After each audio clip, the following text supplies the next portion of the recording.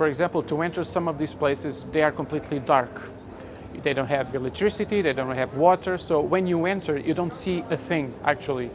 The thing that you feel, it's through the crying of the children. You hear the children crying, you don't know where, and you start walking through that darkness until you reach a room where 30 children are sleeping on top of each other and 10 are being whipped by their marabout. So it's a scene that I never imagined that could be possible.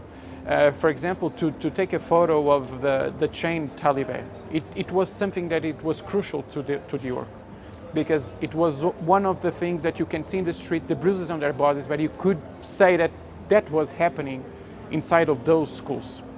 So I had to visit a lot of different cities, because I was in Diamaguène, Rufisque, Dakar, Saint-Louis, Touba, and in Touba, it's a very different city. It's the biggest religious area of the country, so I was alerted to not go there. But an American filmmaker that was by that time in Senegal, and who was trying to do precisely a documentary about the Talibé situation, he tried to go, hidden cameras, that sort of thing, and he could do it. But he gave me a great tip. He said that in Touba, he knew for sure that the younger Talibés were chained. And they are chained because they are trafficked in a very young age. So when they end up in these places, they just want to run away.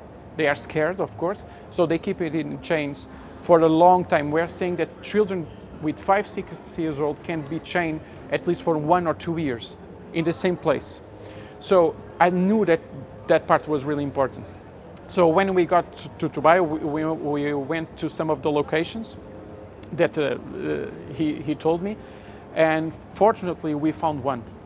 And when we found one, again, we didn't saw anything, just hear the children crying.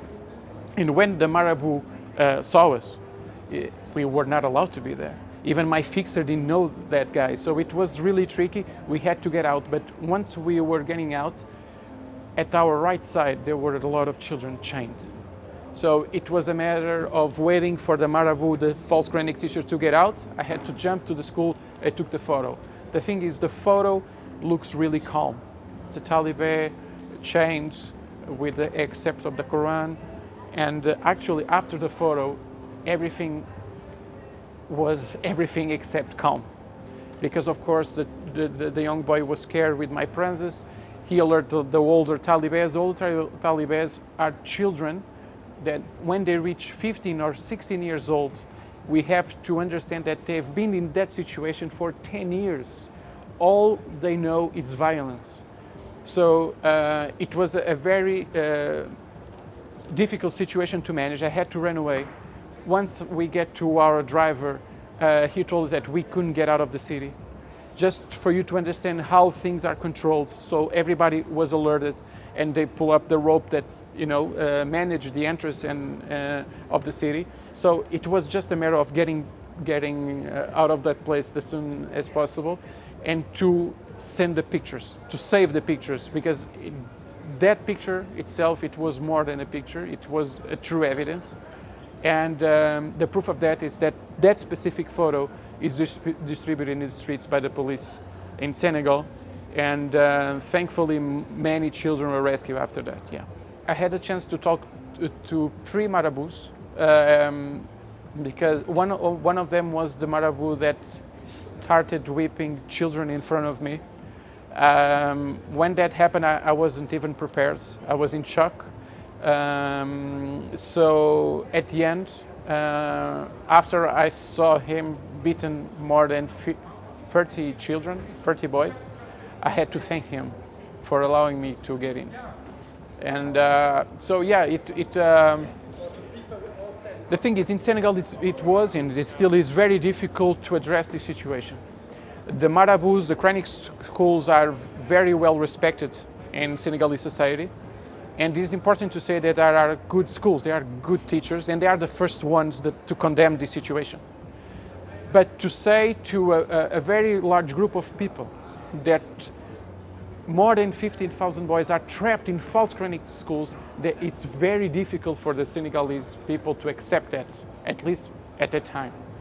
So yeah, they are really well respected marabouts. You can see graffitis on the walls with their figure because they are really respected figures in the country. So yeah, it was a little bit tricky because the evidence couldn't make any doubts. And I think that happened, yeah. I know that many of the schools that I photographed were closed, but I know for sure that the majority of the schools are still open and new schools were open for sure. It's a problem that it's so big right now that it's very difficult to stop it. The only way that I see that it can be stopped is if we continue to pressure and pressure and pressure. But I know how things work. When the World Press Photo announced the work as a winner, it got a lot of attention.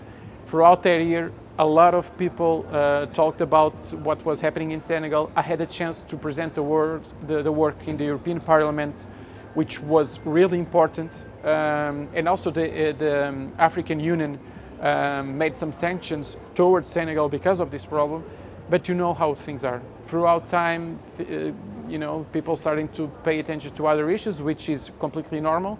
But we are talking about the future of a country. We are talking about the generation. If you think about it, we are talking a problem that it's been like that for 20 years or even more. It's already different generations that are being born and raised through this problem. It's just unacceptable. I had a chance to come back to Guinea-Bissau, like I said, and to be with some of these children.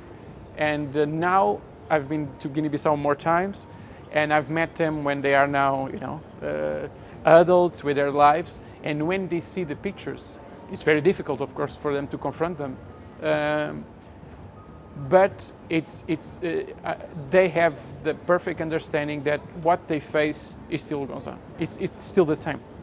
So this exhibition here at Xposure, for me, it's really important because it's another opportunity to talk about the problem that it seems to be impossible to finish, but we need to try at least.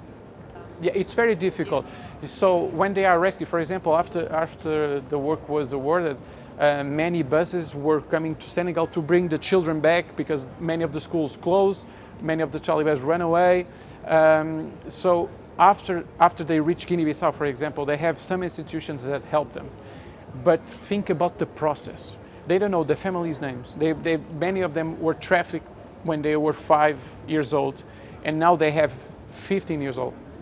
They don't remember a single thing about their families, their region, anything really. They don't speak. Many of them stay silent for a long, long time. Many of the Talibés that beg in the streets of Dakar throughout Senegal, they are not allowed even to talk except for begging. So yeah, it's very difficult for them to be, reintegrated in society. But I think Guinea-Bissau really addressed that issue seriously. And there's AMIC, which is a very well-known association in Guinea-Bissau that he's been doing a remarkable job. But there are thousands of children, and many of the children are not only from Guinea-Bissau and Senegal. There's children also from Gambia, Mali, a lot of different countries, because, like I said, it's a big network. One of the things that really stuck with me with this work is that how these children end up in these places. So many of them are just playing football in the streets or walking alone, and they just disappear because they are kidnapped, they are trafficked to Senegal. But on the other hand, many families still continue to trust to the first marabout that knocks on their doors. This system was created to help the poorest families, and these men take advantage of that tradition. So one thing that is really important is to pass information. If a man comes to by your door, even if you don't have the means to provide an education for your daughter or your son, in this case it's mostly boys, don't trust him. Make sure that it's a proper school, make sure everything is right, because it's very easy to a young boy right now in Senegal to end up in these places. So it's really important to spread the information, yeah.